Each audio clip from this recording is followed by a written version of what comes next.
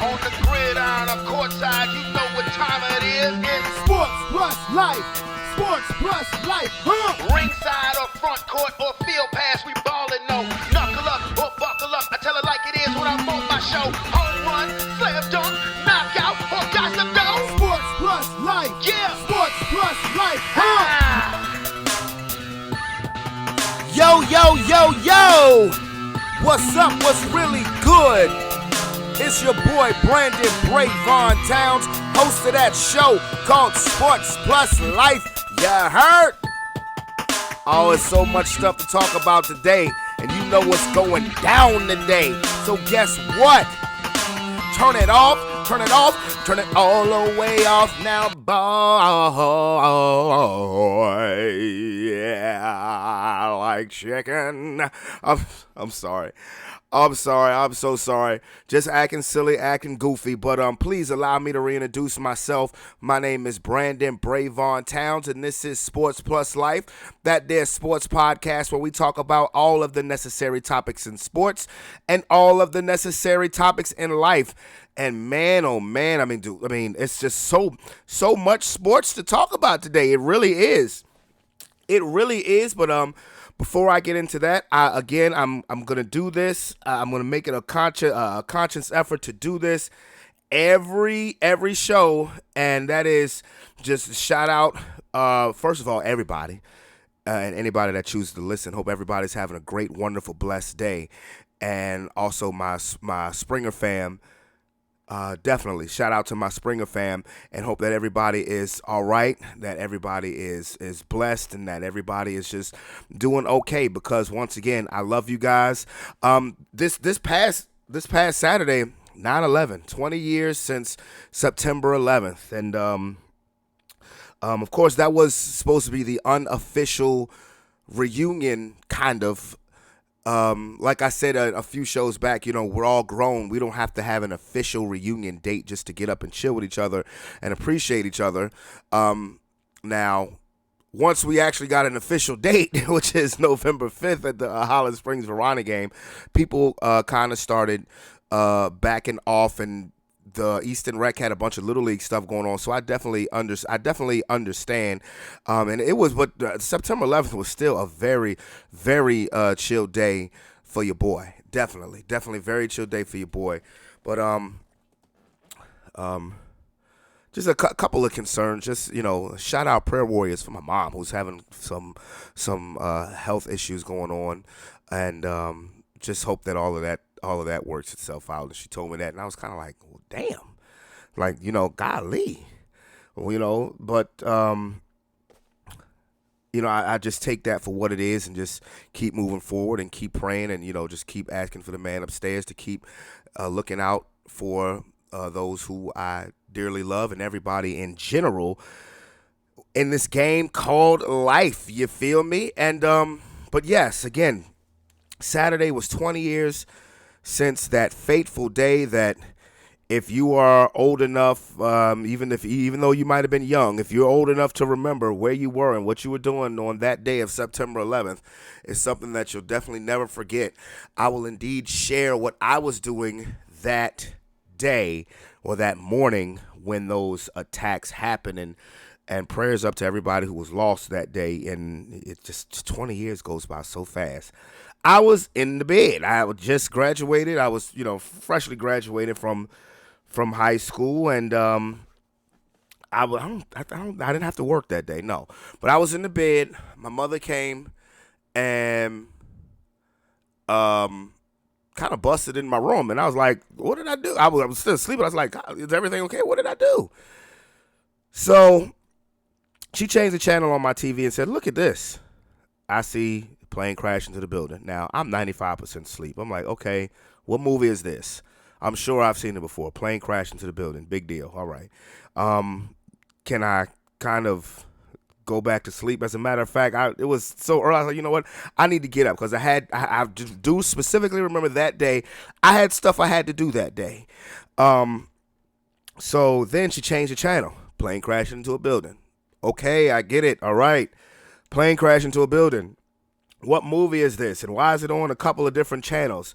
Me being absent-minded and sleepy, And then my mom just like, oh God, okay. Turn it to what show you was watching. So I turned it to Sports Center. Then I see plane crash in the building. And when I saw that on ESPN, I was like, whoa, wait a minute. This is real? Like, this is real? This, like, really happened in real life? This isn't no Hollywood cinema? So, of course, then I was glued to the TV like everybody else, in shock, in amazement, and in fear. And, of course, we were living out in Holland Springs. We're really close to the airport. So every time, and I mean it, every time that a plane came close to the airport, I was running out the house. I'm not gonna lie. Like, we were like, that was crazy. And then I went over to Sean's house. Same thing. Every time a plane, because he lived closer to the airport. Every time plane came out, we jetting out the house. Like, what the hell, man? Like, are you joking? And I mean, and to think that they did that with just a box cutter. I mean, you talk about some punk ass shit. Excuse my language. But yeah, it's just a day that nobody will ever forget. And it's crazy because I have an aunt who worked at the World Trade Center. My Aunt June, my father's youngest sister, and she happened to be running late that day. And just, oh my goodness, thank God for tardiness. I mean, I'm dead serious. My aunt happened to be running late that day because she was supposed to be there. She was scheduled to be at work at the time when the planes hit the building. So that's crazy. That is crazy. And again, 20 years goes by real fast. 20 years go by real fast. But again, it's a day that will never, ever be forgotten. And just that whole, that for a lot of people, that changed the people's views of ever getting on a plane. Honestly. I mean, it changed everything. Changed everything in security. It changed people's views of planes. It was crazy. And again, to the people who lost their lives that day, to the people to the families of those people who lost lives, even after 20 years, prayers up. Prayers are definitely up. Prayers are always up. Definitely. So, you knew you were going to get you knew that was going to be the main topic of conversation on Saturday. Because really, Saturday was just something that, like I said, if you're old enough to remember, it was just in the back of your mind all day, even if you were doing stuff. And it was like a beautiful day. But, yeah, 20 years, 9/11. That's crazy as hell. That is crazy as hell. Where were you? What were you doing when that happened? So, but yes, it's definitely a lot of sports to talk about. Definitely a lot of sports to talk about. So without further ado, and again, shout out again. I'm going to do it again. Shout out to my Springer fam. Everybody, let's keep the love bombs going. Let's keep the positive energy going. Again, can't wait to see you guys. Saw a couple of you. Saw a couple of you on Saturday. Can't wait till we get together again as a whole. And I'll say this, man. Look, if this is there'll be a special area for the class of 2001 when we play Verona on November 5th. I don't give a damn what class you were in. Holland Springs versus Verona. Come out and show your colors. Rep your school. Rep your city. Okay, but now, boy, time to get to sports, and it is a lot to talk about. I got everything to talk about. Of course, football, week 1 in the NFL. Am I gonna get into college football? I don't even want to talk about my damn New York Yankees, who are collapsing, who are just blowing it after winning 13 games in a row. Now they can't seem to win a damn game. And in boxing, Evander Holyfield fought professionally, and it was an embarrassment, dude. But without further ado, let's get to it, bro. All right, week 1 NFL, man. Let me tell you something. Football is such the king of American team sports that over the last couple of weeks, the NBA and Major League Baseball have had their Hall of Fame enshrinements and nobody gave a damn. Like, nobody cared. Honestly, that's how big football is in America. They're the two biggest sports. It is the NFL and college football. College football has passed the NBA. It has. I mean, that's how huge football is in this country. So I will start off by, giving the scores for the games in order before I get into individual games that I want to talk about.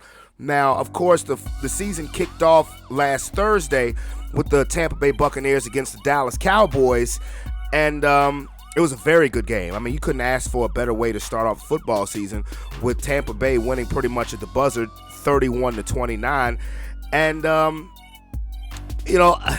know I've kind of trolled the Cowboys a lot, particularly since I started this show in 2018, and that's not going to change. I'll tell you that right now. But I will be objective. I definitely will be objective, and this is what, if I'm a Dallas Cowboy fan, which I'll never be, but I'm just saying, if I was a Dallas Cowboy fan, there are a couple of ways that I would look at this game, this 31-29 defeat to the Tampa Bay Buccaneers. One, any issues or fears I would have about Dak Prescott and his ability to play coming off of that nasty injury, that would be put to bed immediately. Dak looked great. He did. I'm going to be fair and I'm going to call a spade a spade. Dak played his ass off. I mean, he played great. Their defense forced 4 turnovers. 4 turnovers against Tom Brady, the GOAT and all of that other shit. Their defense forced 4 turnovers. Dak looked great. Really nothing from Ezekiel Elliott, which would be an issue, which I would have an issue with if I was a Cowboy fan, because, Dak, again, here's the other way I would look at this if I'm a Cowboy fan. Again, Dak throws for over 400 yards, and you lose. I mean, that was pretty much the recipe for last year before he got hurt. You throw for a bunch of yards, and you lose. Now, granted, they were never down by 3 or 4 touchdowns Thursday night. So, he was just out there balling. But the end result is you still lose. And this is what gets on my nerves about these stupid-ass Cowboy fans. Love my man Tony. Love my man Doug. Love everybody. Love Nikita. Love everybody who's Cowboy fans who really mean something to me in my life outside of sports. But I don't want to hear nothing about no moral victory. You niggas are crazy. Because the fact is that if you look in the standings today, you're still 0-1. You are still 0-1.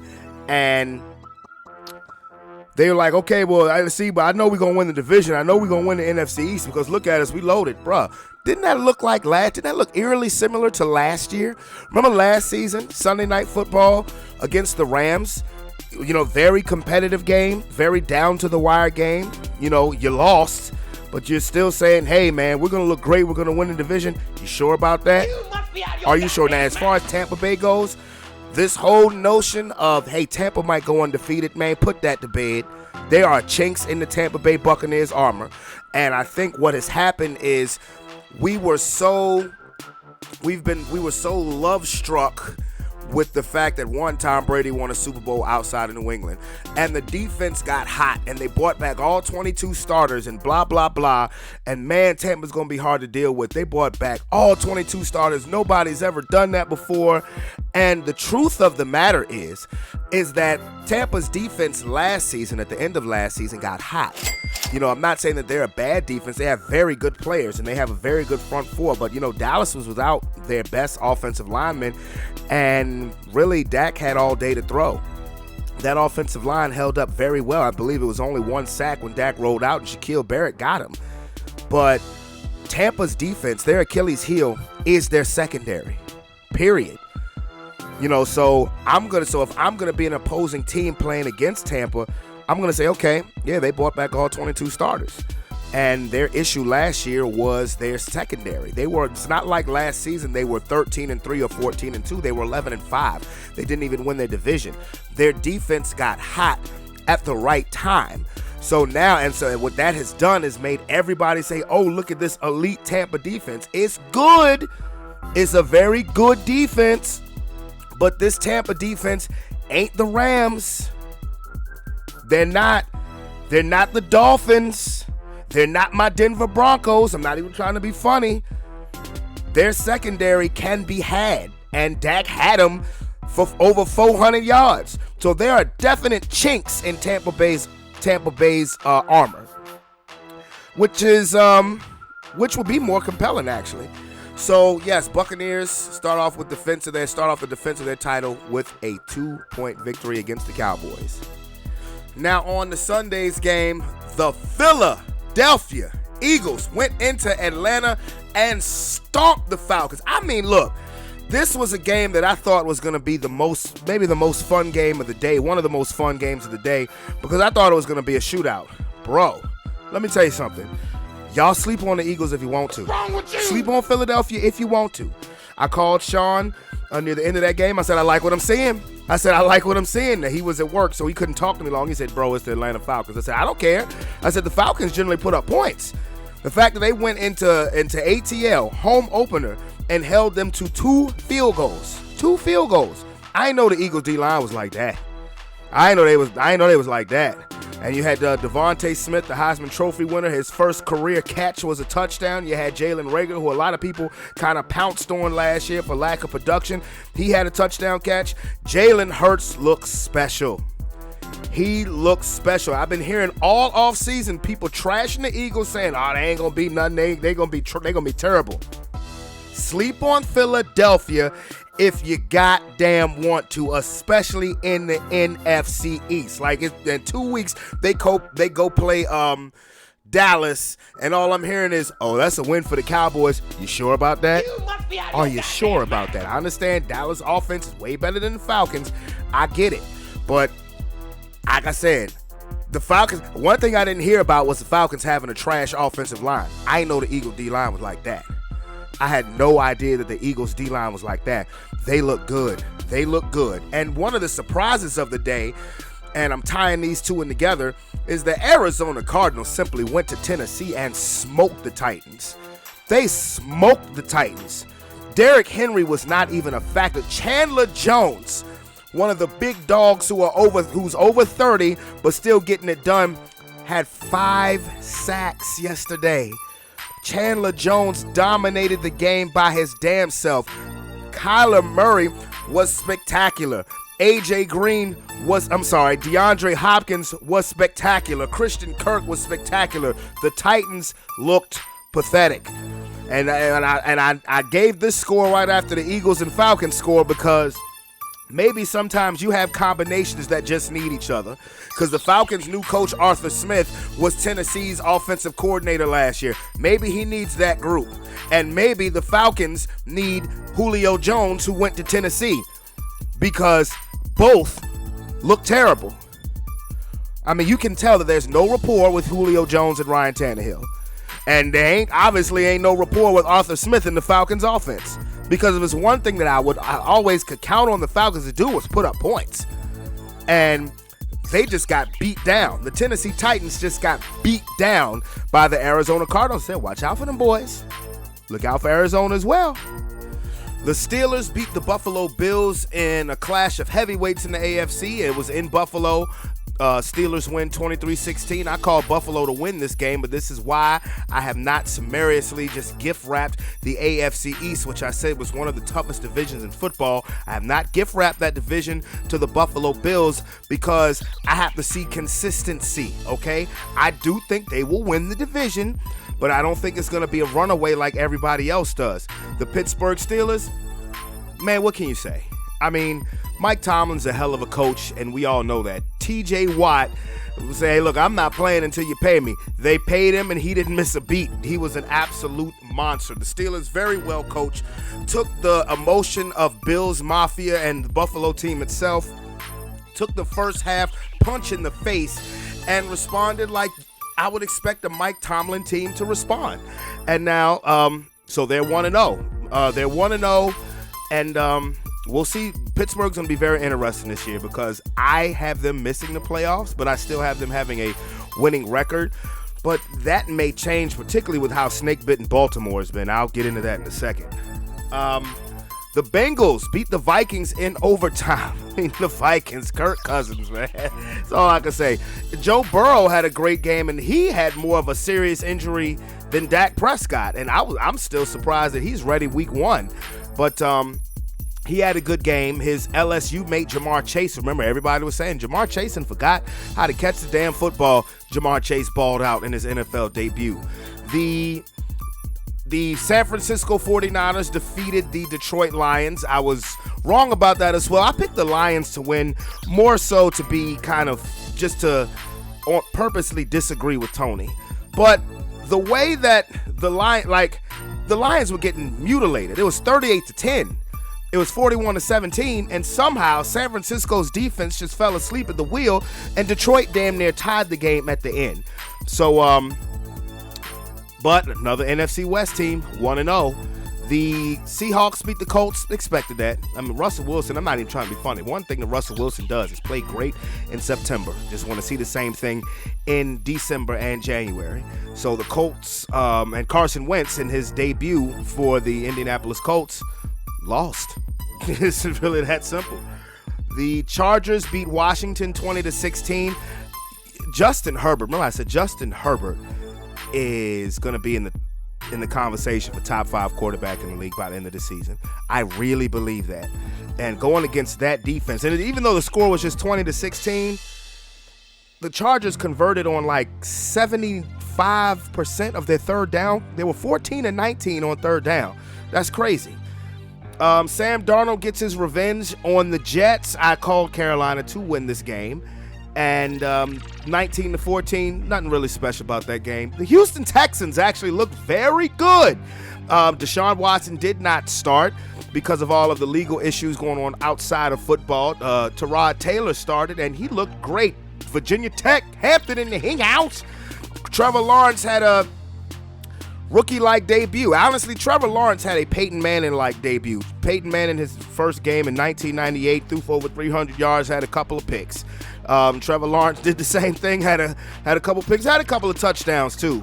So Jacksonville, I believe their first couple of games are going to get smoked, but as long as they're teetering in the right direction come the end of the season, then they'll probably be all right. Game of the day, one of the marquee games of the day, the Kansas City Chiefs defeated the Cleveland Browns. I did call the Chiefs to win, but if you watch that game, Cleveland gave that game away. Look, there's no safe lead with the Kansas City Chiefs. I'm going to get into them in a second as one of the highlighted topics that I want to talk about. There's no safe lead with the Chiefs. Patrick Mahomes, you cannot take your foot off the gas with them. You cannot do it. I guess that's why so many people marvel at what Tampa did in the Super Bowl, because you just can't, you have to keep scoring. And Cleveland dominated 3/4 of that game and still lost. I think Cleveland will be okay. Cleveland will be all right. But one thing that you're starting to see is that when Baker Mayfield has situations where he has to come from behind, the results don't always pan out. Baker Mayfield had a great game yesterday, but when it was time for him to show up, because Cleveland's defense did make a stop when they had to, Myles Garrett and Clowney sandwiched Patrick Mahomes. But you have to, even though you controlled most of that game, Baker Mayfield's got to bring that one home. But Cleveland will be okay because they will be in the lead in most of their games. They're all right. Nick Chubb had a key fumble too, but they will be all right. Excellent. The Alabama Bowl, the Dolphins versus the Patriots. I called the Dolphins to win. The Dolphins did indeed win, 17-16. Tua had a little over 200 yards, respectable. Mac Jones had 286 yards, if I'm not mistaken, in his NFL debut. I called Miami to win because I think that they're a better overall team. I mean, you have, Belichick on one side, and then you have one of his disciples, Brian Flores. So you have coaches that coach in a similar style and fashion, and Miami got the better of it. The real surprise of the day, the New Orleans Saints just bitch slapped Green Bay. I mean, they mollywopped the Packers. 38-3, Aaron Rodgers was benched in the fourth quarter. You saw Jordan Love in the game for the first time in his NFL career. Jameis Winston threw for 5 touchdowns. Here's the crazy part about that, though. He only had about 140 yards passing, but he had 5 touchdowns. He was game managing. He was in total control. No turnovers. The Saints defense. Hey, remember, everybody, we're all quick during the offseason to crown somebody, particularly in the division. Pump the brakes on Tampa Bay, steamrolling and walking that division. I had to say that to myself. Steamrolling through that NFC South, because I know, first of all, I know Green Bay's not going to play that terrible every week. But New Orleans, New Orleans is a prideful team. You heard a lot about them losing Drew Brees and the issue with Michael Thomas. As I said last show, I'm going to be rooting for the Saints because I want to see Jameis Winston do well. He's off to a great start, statement win, and this was technically a home game for the Saints, but that game was in Jacksonville. That's why I really thought the Packers was going to win. Like, they're not even going to be in the Dome. The Saints blew the doors off the Green Bay Packers, 38-3. My Denver motherfucking Broncos biatch slapped, Mizali whopped. The Pippen slapped the New York Giants like I knew we would. Uncle Teddy B, baby. Uncle Teddy B. I told Bridgewater was the right choice, and I respect the Giants defense. Remember, I call the Giants to win the NFC East. Begrudgingly, because I know their offensive line is so horrible. But let me tell you something. Vaughn Miller is back. Biatch. Okay? Vaughn Miller playing his first game since the 2019 season. Remember, he missed all of last year with a knee injury right before the season started. And Vaughn Miller had a Vaughn Miller game. Vaughn Miller did what Vaughn Miller do. 2 sacks, okay? And I hope he has an awesome year because I don't want him to wear another uniform. I want him to stay a Denver Bronco, and I hope he has an awesome year so the Broncos can say, hey, well, you know what? Maybe you're not getting older. Well, even if you are getting older, you're still one of the best pass rushers out there. 27-13, Melvin Gordon had over 100 yards running, capping it off with a 70-yard touchdown run to truly ice the game in the fourth quarter. Even though Denver had it under control. They had it under control. 1-0, baby. First time Vic Fangio has won a game in September. I was starting to forget what starting 1-0 felt like. And the Sunday night game, the Los Angeles Rams looked very impressive against the Chicago Bears. Bears have a very respectable defense. Now, look, I've never really gotten into the situation about Matthew Stafford and the Rams. And all I've been hearing is a lot of people picking the Rams to win the NFC West, the toughest division in football. Everybody from the NFC West won on Sunday. The entire division is 1-0. And if I'm the Rams owner, I'm looking at Sean McVay, who I know is an awesome coach, but you're calling Matthew Stafford pretty much the missing piece to you guys winning a championship. And the only thing I would say about that if I was the Rams owner is he had damn well better be. Biatch. Because you trade Jared Goff, who was the number 1 overall pick in the 2016 NFL draft. You trade him, and Jared Goff had done everything that you could ask a number 1 overall pick who's a quarterback. He did everything that you could have wanted him to do with the exception of winning the Super Bowl. And you lost to Tom Brady and Bill Belichick. I mean, a lot of people have. So you trade him. Matthew Stafford, 12 years in Detroit, 3 playoff appearances, 0 for 3 in those playoff appearances. Jared Goff, 5 seasons in Los Angeles, 3 playoff victories and a Super Bowl appearance. So he had better be the answer, the missing link to you winning a Super Bowl. Now, they looked good last night. They looked very good last night. That deep ball was working to Van Jefferson and the Cooper Kupp. Deshaun Jackson is there. They say he's a starter, but maybe that's out of respect because mostly what I saw was Kupp, Woods, and Van Jefferson. But the Rams looked good. They looked good, and that defense, oh my goodness. That defense is what we thought it was. But I also think that Chicago should have started Justin Fields. They threw him in there. He actually got a touchdown run. But I'm not totally mad at the Bears for not starting Justin Fields, particularly going up against that defense in the first game of the season. But, hey, look, man. The whole energy of the Chicago Bears changed when Justin Fields was on the field. So we'll have to see what goes on with the Chicago Bears. But the Los Angeles Rams look great. They look great. The NFC West, the best division in football, look great. They looked awesome. I've said this on a couple of occasions. I don't believe this would happen, but it wouldn't surprise me if it did.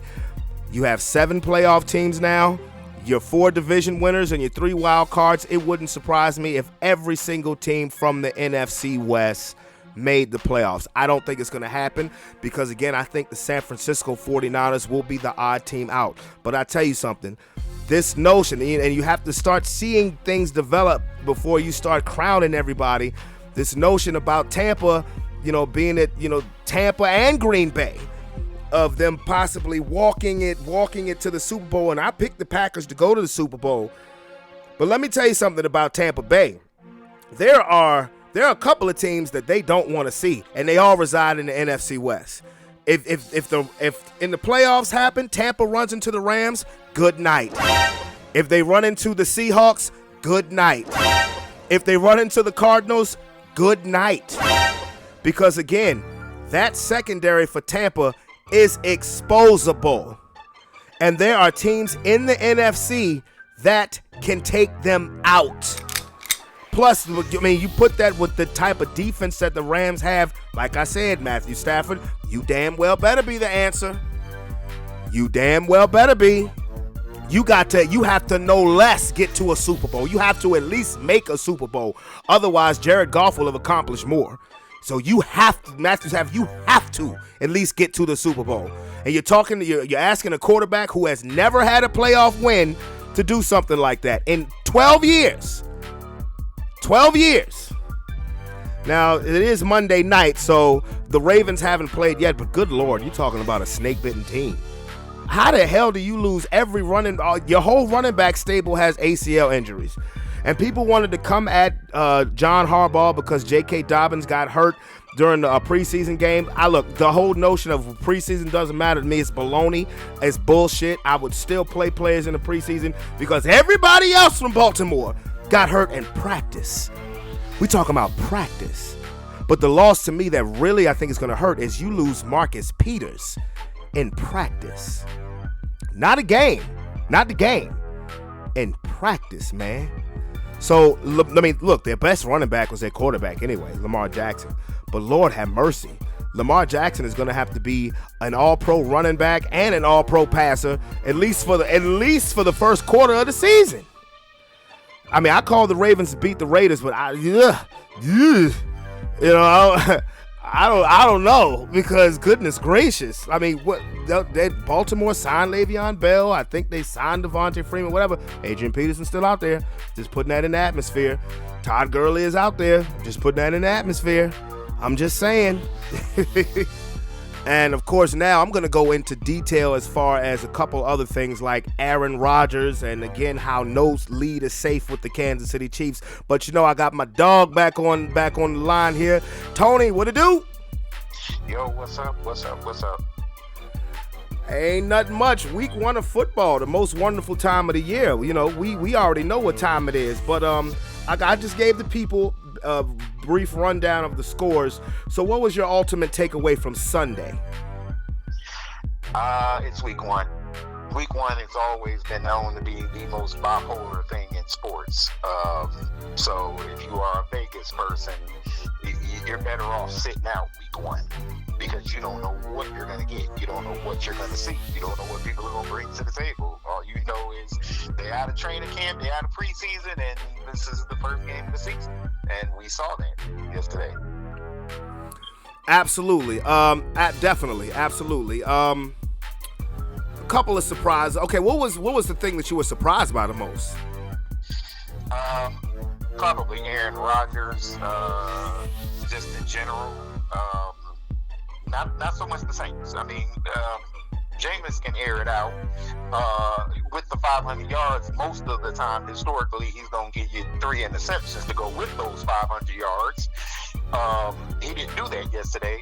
That is a little surprising on the defensive side of the ball, but Aaron Rodgers, just his performance as a whole, he just didn't seem enthused. And frankly, I think he's kind of taking a stance. Fine, I'll ride out this year. Next year, I'm out. And his body language, everything about him says that. Yeah, Aaron Rodgers literally played like he didn't want to be there. He played like he was tanking it. He did. I mean, because how that's going to jive long term with Devonta Adams, I don't know, because Devonta Adams' career trajectory is based upon Aaron Rodgers. So, we'll see. Maybe he'll get motivated, just for one last hurrah to show them what they're going to lose. But right now, week 1, it looked like he really just suited up. Just to cash that check, to collect that check. And that's the worst. I mean, honestly, that's the worst I've ever seen Aaron Rodgers look. Before then, the only other game where I thought he looked god-awful was a Sunday night game in 2015. Not trying to be funny, it was against my Broncos. Remember, we had a historic defense. We held Aaron Rodgers to 75 yards passing. Now, he got about 130, but like I said, his body language, he looked like, I mean, he was throwing passes like when he just threw one up in the air just for cat, almost like a punt. The one that Marcus Williams intercepted and damn near took back to the house. That's when I said, he don't want to play. I said, he don't want to play today. Right. Yeah, that's what I took from it. So that's my surprise of the week. And I said this earlier, we both picked Kansas City to win, but I think if you were watching that game, 3/4 of the game, you're like, good Lord, Cleveland is physical. Cleveland is dominant. But there's no lead safe when you got Mahomes on the other side. I'm going to say, yeah, but it's really safe if you decide you want to play scared. And Cleveland, when it came down to it, they started playing scared. They got a lead, and they started playing scared. They started playing conservative, and you can't do that. You can't have little 1 minute 3-and-out drives and keep giving the ball back to them, expecting a defense to hold them forever. You just can't. But here's the crazy thing about it, is that when the defense for Cleveland needed to make a stand, they actually did. Remember when Patrick Mahomes got sandwiched by Myles Garrett and Clowney? Now you need Baker Mayfield to bring that home. Yeah. Mayfield and Chubb, but I still say, with a team like Kansas City, you got to just keep going at them. You got to keep going at them. In contrast, and I guess we'll get around to the game, in contrast, the Chargers on the Washington defense, they did not let up. No, they didn't. They could have ran the ball. They could have, little short, safe passes. They kept attacking that secondary. They did. And if anything, you're talking about a situation where you could understand if they did let up because now you have their backup in the game. But no, Los Angeles was in attack mode the entire time. I told you last week, dog, we're going to be talking about Justin Herbert as a top 5 quarterback by the time the season's over with. Yeah, no doubt. Yeah, he has an arm on him. You gotta get after him. And he got weapons. Yeah.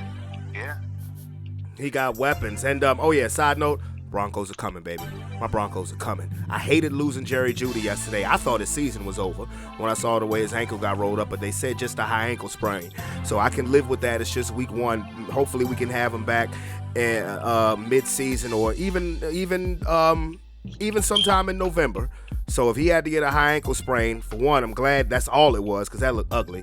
But I'm glad that it is in week 1. Vaughn Miller was doing what Vaughn Miller do. I'm sure you can appreciate that because we beat the Giants. But, I mean, we smacked them. I watched that game, and I was not surprised because, unlike you, I don't overestimate the Giants. I don't overestimate the Giants. I always thought the Giants were the worst team in the NFC East, and I'm sticking to that. Well, I respect the Giants' defense. Anything that happens with a turnover-prone quarterback doesn't surprise me. But I did respect, I still do. I do respect the Giants' defense, and Teddy Bridgewater just carved them up. Teddy Bridgewater carved them, carved them up. Now, what I will say is this. Sleep on Philadelphia if you want to. I know it's the Atlanta Falcons. I'll say this again, Atlanta Falcons, and we're not going to say just Julio, but just as a whole, the Falcons, I see them as a bottom tier team, so I was not wholly surprised with that. But what do all these teams have in common? Philly, Washington, Tampa Bay. All these teams have strong front sevens or front fours. Yeah, strong front fours. Yeah. Secondary, it becomes suspect. So if you're playing teams that have, quarterbacks with an arm and can stretch that field, with wide receivers that can stretch that field, that got size or speed, either one, you can beat them. You can beat them. And unless you want them guys to stand back there and hold the ball forever, you can beat these secondaries. So, that's what I saw a lot of yesterday. A lot of these quarterbacks put up ridiculous numbers. And again, Jameis, nobody's ever said Jameis Winston couldn't throw the ball 50, 60 yards. He showed that capability. But here's the thing about Jameis' stat line. Jameis only had 140 yards passing. Yeah, but he didn't touchdowns. Yeah, he didn't turn the ball over. I mean, when he threw that 55-yard touchdown pass, he only had like 95 yards passing up to that point. Well, that's where that D comes into play. Well, yeah, I mean... And being able to run the ball, of course. Of course. And he played smart. And that's why I had to say something earlier when I was talking about Tampa Bay. I think everybody fell in love with the fact that Tampa Bay's defense got hot. And now want to say, hey, you play this Bucs defense. Look, the Bucs have a very good front four. But let's not get it twisted. The weak link of their defense last year was their secondary. And what did Dak Prescott do on Thursday? He shredded them. So I think that Tampa Bay got hot at the right time. They were forcing turnovers. They became very opportunistic in the playoffs, and it carried them to a Super Bowl against a team who, look, like it or not, were missing their best offensive linemen. A couple of them when they played Kansas City. Tampa Bay, they have a good front four. They have a good front seven, but they can be had. This notion that the Bucs may be unbeatable, psych. I don't see that. I see a good, respectable defense who has a very suspect secondary. Who, if they play the right team, like Dallas, who has weapons, can exploit them. They'll be solid against the run. Fine. Okay, fine. They'll be solid against the run, but Amari had over 100. CeeDee Lamb had over 100. You might have won had Gallup not gotten hurt. You know what I mean? So, and that's where you look at Philly and say, yeah, okay. I mean, he beat the Falcons, but again, Philly's problem for years has always been secondary and them linebackers. That's it. The Fletcher Cox, and if they're going to do what they're going to do. I mean, they were awesome yesterday. They were awesome yesterday. But I think them is where you look for your But I think that I think Jalen Hurts is going to be better than what people what people think.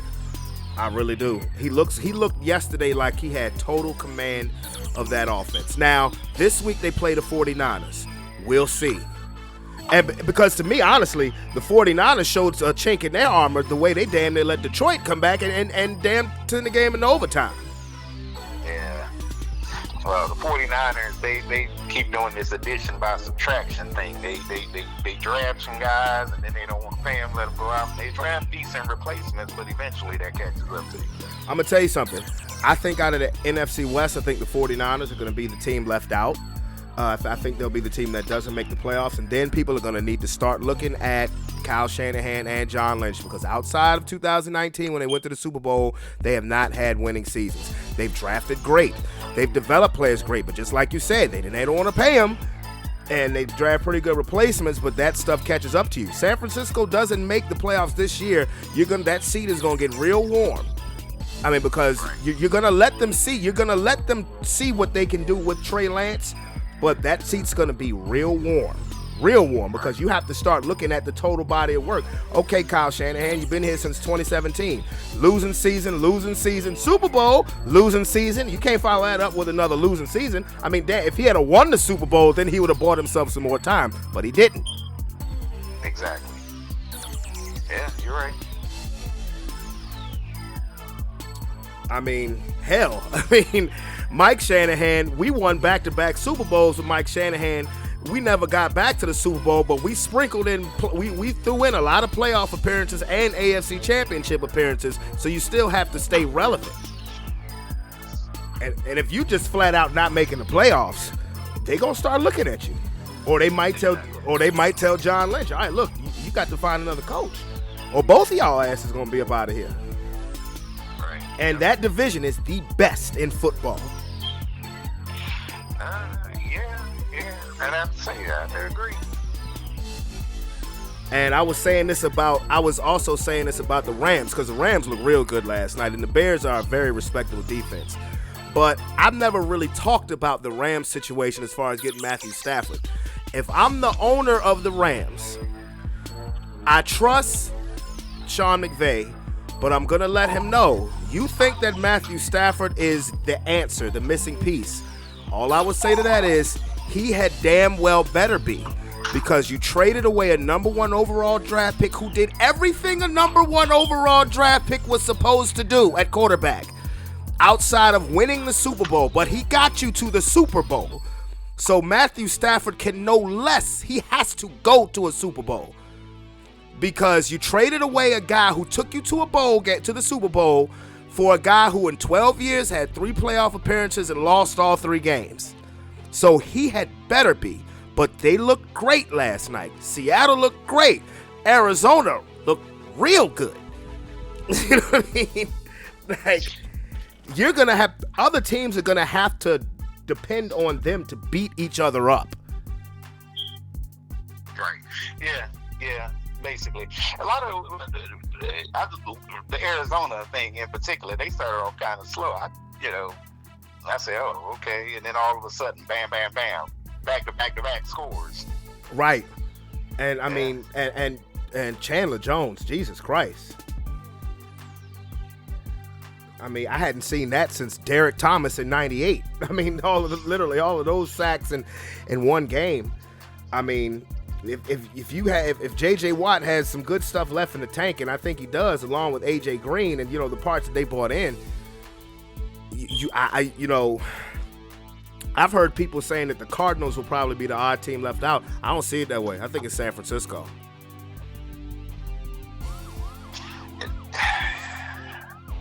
Yeah, well, we made our picks before the season started. Yeah. I told you where I thought Arizona would be. I thought that it would be 3 coming out of there. Mm-hmm. You might be right, but I still think Russ may be the odd man out. Russell Wilson. Yep. Okay. Because as you say, internally, these teams battling against each other based on what you saw yesterday from Arizona. Even though Seattle played well, Arizona looked better.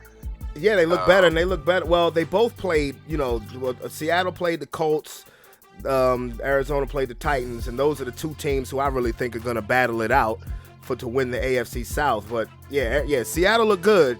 Arizona looked scary. They did. Right, yeah. They did. They looked scary. And at least for 2 weeks, and I'm not even being funny here, at least for 2 weeks, the Houston Texans can say we in first place, because they're 1-0 and everybody else in their division is 0-1. So at least for 2 weeks they gonna have first place or a part of first place. Go ahead, Tyrod Taylor. Yeah, that was a surprise. That was the Titans were a surprise. Like nothing. Did they even play yesterday? I mean, really. It's like they didn't show up. Like I said this earlier in the show. I said maybe some combinations are meant for each other. I said maybe Arthur Smith was meant for Tennessee, and maybe Julio Jones was meant to stay in Atlanta, because both of them looked bad yesterday without each other. Right. Yeah. Yeah. Look terrible. They look terrible. But again, it's week 1. It's week 1, I know, but you know how we all overreact after week 1. Okay, well let me ask you this question. Steelers Buffalo. What you think? Well, I picked Buffalo Buffalo. I figured, again, nobody don't circle the wagons. I don't understand the halftime adjustments with these teams. Because the first half, Buffalo was one thing. Second half, all of a sudden, they forget how to play football in every facet, in every way. Ben Roethlisberger, they didn't really do anything spectacular other than run the plays. Buffalo defense turned around offensively. That lack of a running game got him again. But you know what? That's on the coach, because Buffalo was averaging over 6 yards per carry. And they were just insistent upon throwing the ball, giving T.J. Watt opportunity after opportunity. Buffalo was actually doing good on the ground game. They didn't stick with it. Yeah. Well, again, halftime adjustments, right? Mm-hmm. Halftime adjustments. You knew Pittsburgh had to fling it. You don't want to keep giving the ball back, but they did. It is what it is. I think that, in the big picture, the talent gap, it's not that big between those two teams. No, it's not. It's just not. So, were they to meet again, and they likely will down the line. They meet again. It's still, if you pick them, I would take Buffalo again, even though they lost. I would take Buffalo again. Because I think youth is on their side. But what if the game was in Pittsburgh? What if the game was in Pittsburgh? Because think about it now. Let's say they do meet again, and let's say it's a battle between division winners. Let's say they finish with the same record, and Pittsburgh now has the head-to-head. Yeah, what if the next time they meet again it's in Pittsburgh? What you gonna do? I'm gonna be honest with you. Even at this early stage, I'm gonna say, in the AFC especially, the NFC, there's a couple teams, but in the AFC in particular, whoever has the home field advantage is going to be everything for them.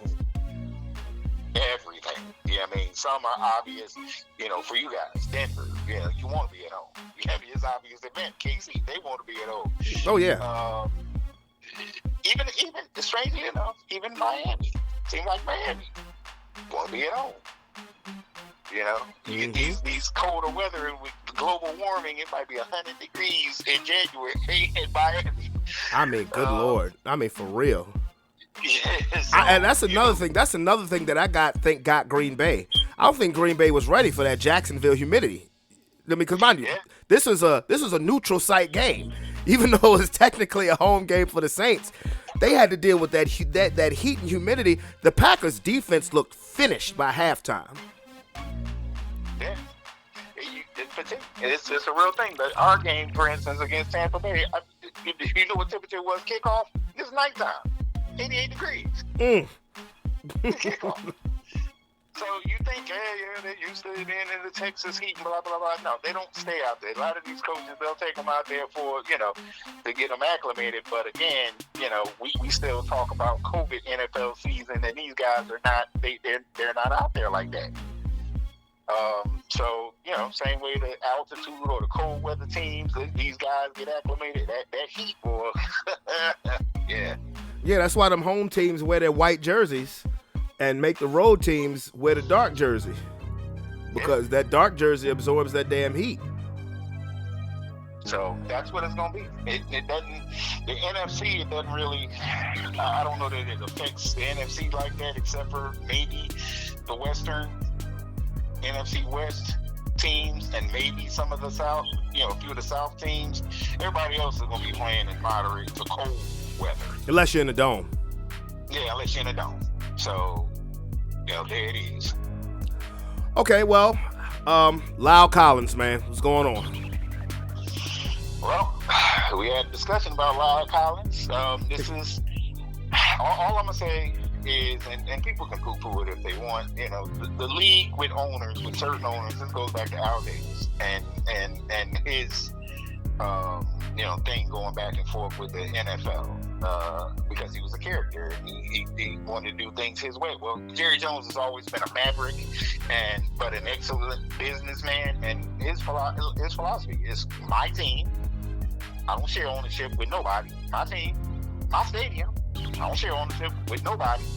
So when it comes to and we fulfill our obligations with profit sharing, we keep some of these teams in business. Highest revenue NFL team, well, franchise, period. Sports franchise, but definitely in the NFL. So we fulfill our obligations. I can have a contract with whatever soft drink I want to for my stadium, whatever shoe contract. This is peripheral money. This is not NFL licensed money. This is peripheral money. But NFL is greedy, and they feel like they should get a piece of everything, and it's just not that way. So that created the initial adversarial thing with the NFL as a whole. With Goodell in particular, Jerry Jones is the only owner that opposed Goodell getting a new contract and a pay raise. Now, us sitting here as fans, most of us feel ambivalent or don't even like Roger Goodell, so we can understand, that dynamic. And only the last fact for that is, and then for those that say it's not real, come on now, we know it's real. Some of the refs retired have talked about this. The league will instruct their refs to slant, calls a particular way in a less than obvious way, maybe at more crucial points or less crucial points in the game to inform that game, to send a message. Ezekiel Elliott, he got that suspension. There have been other players that had questionable things happen off field.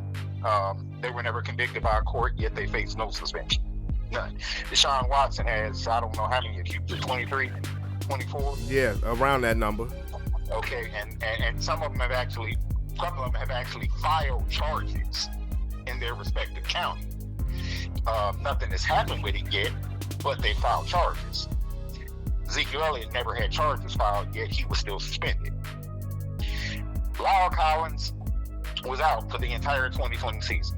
Out injury. He had surgery, and that was it. He was out. The league is saying, and we now know that some of the details are coming out. Lyle Collins was tested 10 times a month, every single month, from over the period of a year while he was out. God Never damn. once tested positive. Never once tested positive for anything. But during that year, he also missed 7 tests. Now, mind you, getting 180 tests over the course of a year, you missed 7 of them. But you've never tested positive, but he missed 7 tests. According to league rules, that is old league rules. That is a suspension. It is now 2021 where you can openly smoke weed and blah, blah, blah. And it's just a fine. If you test positive for whatever, it's just a fine. They're punishing him under the 2020 rules because these infractions were incurred during 2020. 5-game suspension. This is not me being a homer. That's ridiculous. That's ridiculous. Yeah, and I pride myself on being a Cowboys troll, but this is stupid. And I told you that when we first talked about it. I think they're really reaching for this one. Like, that's dumb. And you think that the players' union, if there's a time, and there's a lot of things that the players' union stays mum on, but if there's a time that the union should step up and say, nah, come on now. Because they're costing, ultimately he's going to end up giving up $8.6 million because of this suspension. It's not just game checks, it's bonuses and stuff like that he's going to end up being shorted. But again, we're talking about 180 tests. And you missed 7, but you never tested positive on any of the 180 tests. What the heck were you testing him 10 times a month for? Right. That's excessive. I don't understand. They claim the testing is random, though. That's the crazy thing. Ain't nobody random damn testing you 10 times a month. That's bogus. That's bogus. Just happen to pop up. If that's the case, man, he need to play the lottery. Exactly. Exactly. Ain't nobody random. Your name ain't just randomly popping up. How many other people is in the random pot with a 5? Like, come on now. All them players in the NFL and his name comes up 10 times a month. Come on now. Don't spit in my face and tell me it's raining. And the coincidence, who we got this week? Who do you, the Chargers. And who's coming off that edge? Oh, Bosa. And whose man would that be? Woohoo, Lyle Collins. And for those reasons, I see that L coming. You can't make these things up. Now, here's the thing. Though. With McGovern playing so well against Tampa Bay, even though he doesn't want to, the talk is they're going to kick Zach Martin back out to right tackle. That's what I heard. If yeah. they do, then I feel great. I did hear that. Yeah, I heard that. I feel good. Yeah, I did. I heard that. Matter of fact, I heard that. Hell, I heard that on Saturday when they first talked about the suspension. Yeah, because y'all line did hold up very well against Tampa. Very well. But if it's Terrence Steele, that's going to be in running for his life. He'll be running for his life. So with that being said, let's go ahead and make our picks for week 2. I know, like I said, the Monday night game hasn't happened yet. I think we both picked Baltimore, but Jesus Christ, they are snake bit. I don't know. The Raiders might steal that one. I mean, because Lamar Jackson now has to be, he was already their best running back. Now he openly has to be their best running back. And they want him to be the best passer as well. This will be tough. But let's see. We start off Thursday night. Here's a game of interest for you. Giants at Washington. Washington football team. You going with Washington? Yeah, because Saquon Barkley is still nothing. Literally, he's nothing. If they can't run the ball, Daniel Jones is not that kind of guy that's going to be able to handle that pressure from Chase Young and them dudes. It's Washington football team. I'm with you. I like Washington as well. Now, Sunday, Bengals at Bears.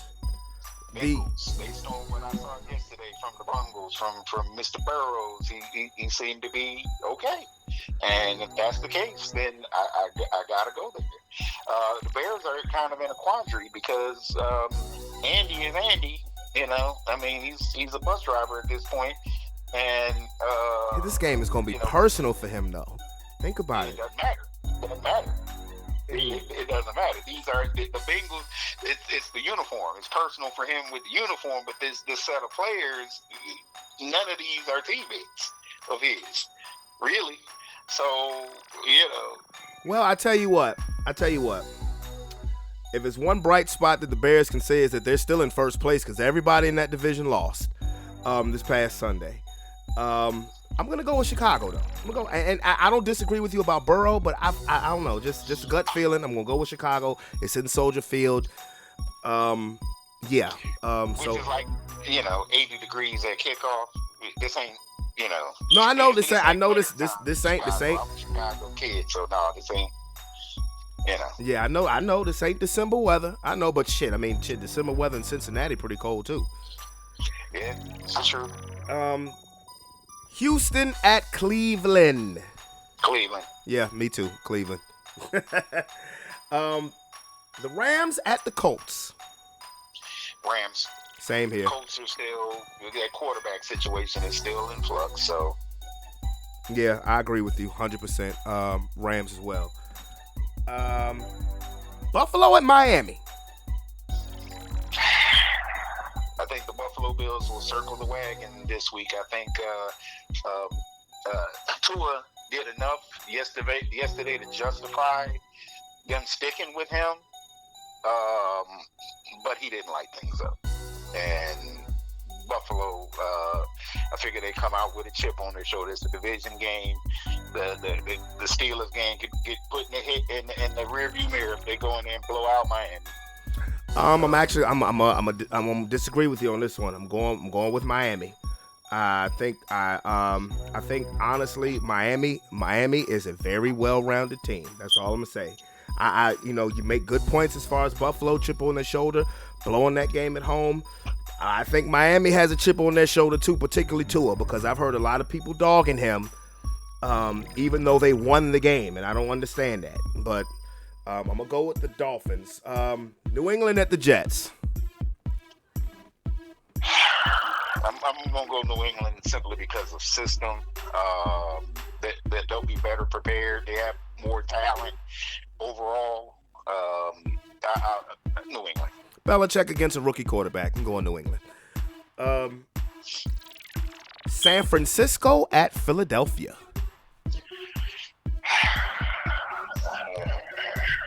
I'm going to begrudgingly take San Francisco. Ooh.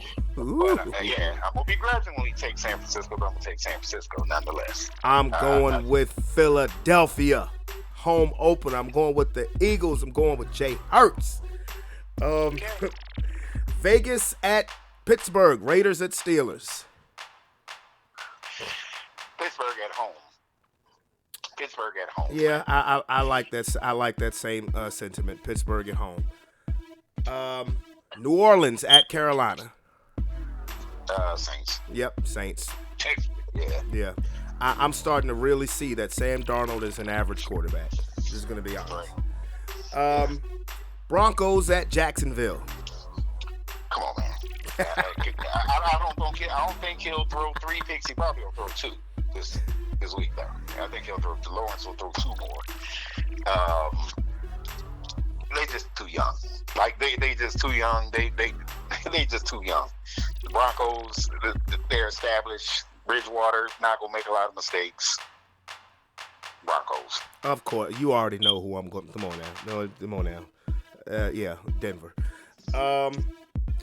Minnesota at Arizona. Interesting. Arizona, because home. Maybe Minnesota in dome, but even then, it's still. Well, it's still a dome. Arizona's still playing in the dome. Yeah, but the Minnesota, no, it's not the same. One of them things is not like the other. Playing in Minnesota, them in Seattle got the loudest stadiums in the league. You know, it's different. I do think that Dalvin Cook will have a better showing, but I still think Arizona's going to beat him. Yeah, he fumbled the game away against Cincinnati, but I'm going with Arizona simply because I think Arizona's better. I think Patrick Peterson's going to look across the sideline and saying, damn, maybe I should have stayed. But let's see. Atlanta at Tampa. Tampa. Yeah, pretty much. The Falcons look pathetic Sunday. And even though I know this is a division game, Tampa. Dallas at Los Angeles, the Chargers. I think we rebound. I think A-Bear. I keep wanting to call him A-Bear, but it's Herbert. That's the shades of Bobby A-Bear. Bobby A-Bear. Oh, Bobby A-Bear sighting. Yeah. Old Falcons trash. I think he'll have a big day passing, and I don't think it'll the game. I don't think it'll be all that different. From a box score standpoint from Tampa Bay. From the Tampa Bay game, I think both quarterbacks are going to get yards. That is just going to happen. But I do think we can run on them, unlike Tampa Bay. So, but I'll take us at the Chargers. I think we rebound. Yeah, and I'm taking the Chargers. I'm surprised you won't. Well, to be honest with you, I think it's going to be a high-scoring game. I do think it's going to be a high-scoring game. I just think Justin Herbert just looks in so much control, and that I think that Washington defense is better than the Dallas defense. Home opener. I don't know. I mean, when I looked at the schedules when it first came out, I said, "Oh, Dallas is going to lose their first 2, possibly their first 3." And this wasn't even me trolling. I'm looking at the schedule. I mean, at Tampa, even though they gave a very good account of themselves, I think Justin Herbert is trying to open up some eyes. I mean, but I think it's going to be a very close game. It's going to be a close, high-scoring game around the score of what their game was Thursday. Tennessee at Seattle. I think Tennessee rebounds. I think Derrick Do Henry you? is in for a big day. Okay. I do. I think I think they're going to feed him the ball. You can never put it Russ is gonna do Russ. But I think that at the end of the day, controlling the clock, they got away from that. That completely got away from them this week. I think they're going to go back to that this week. Still have no confidence in Tannehill like you. Yeah, I don't. But defensively and running game, they've proven that that's an equation that they can win with. And Seattle's defense is they suspect. They still got some names, but they're suspect. Well, I do like Derrick Henry to have a better game, but Russ plays great in September.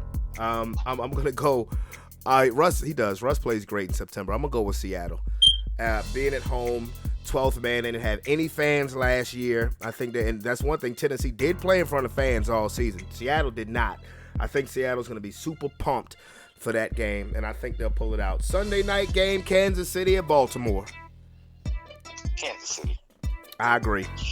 I just don't think every time Baltimore plays them, they got this plan. We can do this against them. We can do that against them. But at the end of the day, implementing the plan, actually playing it out, it never seems to work for them. So. Yeah, I agree. I'm going with the Chiefs, and I want to see the Ravens win, but they're too banged up. I just can't see it. And they're not winning a shootout with Kansas City. This is not going to happen. Next Monday night, Lions at Packers. Your Detroit Lions now. You said the Lions was going to make the playoffs. Yeah, they woke up late yesterday. They woke up real late. But they did wake up. And showed potential. But all that being said, what I said about Aaron Rodgers early, Aaron Rodgers is still a pride-filled dude, and he's going to torch. He's going to torch their secondary. So, I believe it too. I mean, Green Bay got embarrassed. I mean, they got humiliated. I mean, if the Lions hadn't came back, nobody would have cared because it's the Lions. But the Lions actually, they're the one who showed some pride. Yeah. So yeah, I take the Packers on that one. Okay. All right. Well, there's our week 2 picks. Now, before we get out of here, I'm gonna switch sports to boxing. I don't know if you heard, but Evander Holyfield fought Saturday night.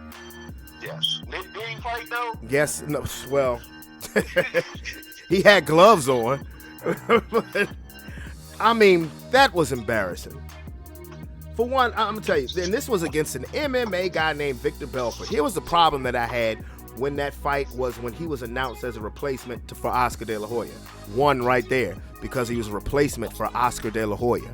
And while this was a fight at light heavyweight, Evander Holyfield has never professionally fought as a light heavyweight. It was cruiserweight or heavyweight. See, some people get it twisted and think that next up to heavyweight, well, right below heavyweight is light heavyweight. No, that's not the case. Is middleweight, super middleweight, light heavyweight, cruiserweight, then heavyweight. So you're 58 years old. You're gonna go down in weight by 25 pounds to a weight that you've never fought at as a pro on 2 weeks' notice as a replacement.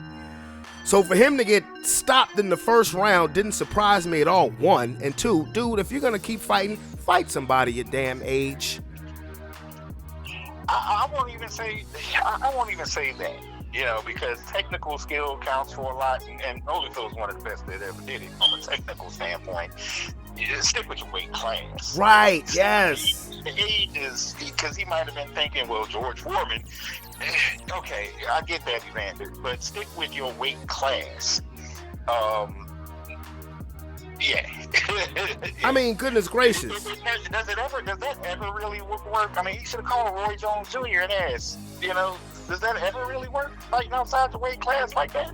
Not when you're going down in weight, particularly. When you're going up in weight, okay, you have a better chance.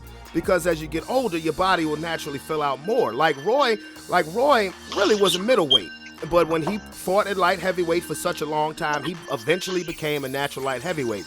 When he fought Tyson last year, he wasn't no heavyweight. That's why it looked like he had titties. Because that was not his weight class. His ceiling as far as weight class in boxing was light heavyweight. He tried cruiserweight, whatever, but that was his ceiling. When you're in your late 50s, you don't go down in weight to fight. You just don't do it. You do not do that. Like, even fighters in their prime, I remember Chad Dawson. I don't know if you remember that name. Chad Dawson was light heavyweight. He beat Bernard Hopkins for the light heavyweight belt, but then decided to go down to super middleweight to fight Andre Ward. And Andre Ward lit him up. You know, you just don't do it. I don't care how much you can rehydrate yourself once you make weight. You know, if Evander Holyfield was going to fight anybody, he should have been at heavyweight. I mean, he's been a heavyweight for over 30 years. You know what I'm saying? And the fact that the first clean punch that he got hit with dropped him it was embarrassing. Now, if I'm Mike Tyson, boy, I would have came to his dressing room and be like, yeah, let's sign this contract right now. Yeah, let's fight. Yeah, let's go ahead and sign this contract, because they were offering $25 million. I'd have been right there with the paper and the pen. Come on, Evander, let's go ahead and sign it. Yep, you're already in shape. Let's get ready. Shit. If I'm Mike Tyson, I'm knocking the doors down saying, oh hell no. Wait a minute. He really is shot as a fighter. No. Because Mike's the scariest 55-year-old in the world. Okay. Right? I was gonna say, when you actually look at dudes through the eras, particularly that heavyweight class, people like Ken Norton, fighting in his weight class at an advanced stage, he probably would do well. George Foreman, obviously. Larry Holmes would do well. Joe Frazier would, same thing. But the other people, like you said, it'd be like Sugar Ray Leonard. It didn't work. You see, the problem with Ray Leonard was he would always take these long sabbaticals from the ring, and eventually that catches up to you. I mean, he retired in the early 80s because of the eye injury. Then you come back, you have the great performance against Marvin Hagler. You fight a few more fights, but then you retire for another 3 years and then say, all right, now I want to fight Terry Norris. Then you retire after he whooped your ass, and you retire for another 6 years and come back and say, I want to fight Hector Camacho. You're fighting active fighters who've been fighting. You can get your ass whipped. You know what I'm saying? Boxing is a very important that you stay active. Everybody can't be George Foreman. That's what I mean. Some boxers are just unique. Everybody can't be George Foreman, take sabbaticals out. George Foreman can take more punishment than anybody I've ever seen. His threshold for punishment is better than anybody, ever.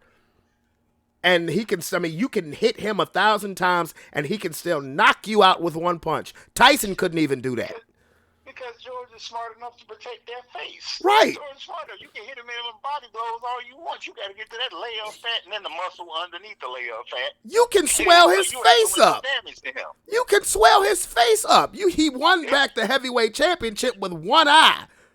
Yeah, but see, he was the people George Foreman fought in advance. They didn't have that knockout, one punch knockout power.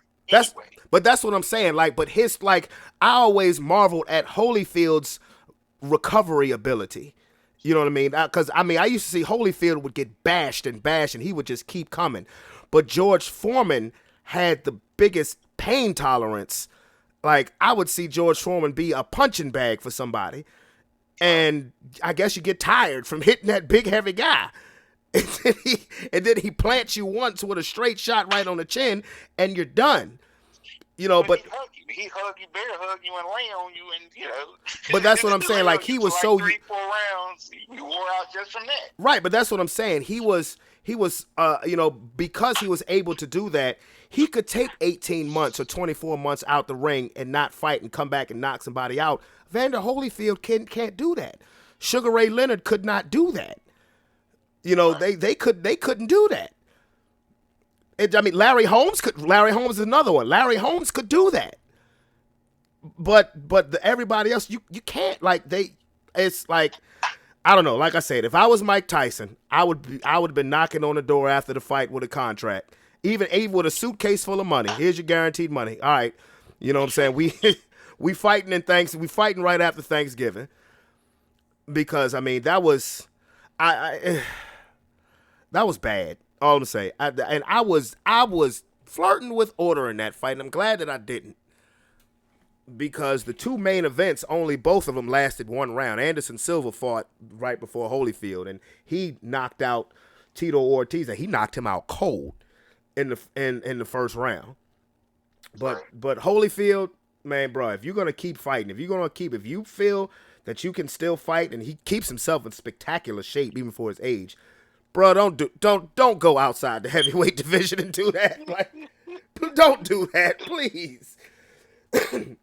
Please don't do that. Don't go out the heavyweight division and based on what I saw, don't sign that contract with Tyson or Lennox Lewis. Well, honestly, there's only one person. I don't want to see Holyfield get laid out by anybody, especially almost being 60 years old. But if he is to get laid out by anybody, I'd rather see it by Tyson. Because Tyson owes him one. Yeah. At this age, that's a different mic, so he ain't nibbling on his ear. No. No, this is Happy Mike. And Happy Mike is the one who was really stretching people out. Yeah. Yep. Oh, my goodness. But anyway, bro, I'm going to get at you, man. You know, week 2 coming up. Yes, sir. All right, brother. Till next time. Till next time. Later. All right. My man, Tony. Y'all already know once we get into that barbershop talk, you know, we let it fly. You know, another long episode of Sports Plus Life. But with that being said, where the buzzer.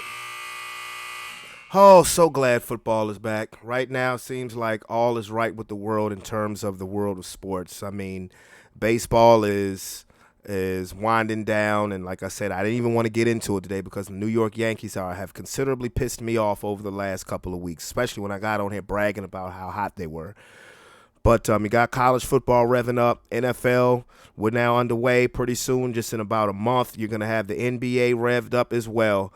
And, so this is that time. This is why, as I've gotten older, I am in love more now with the fall than I was in the summertime, because the fall is where my interests truly peak.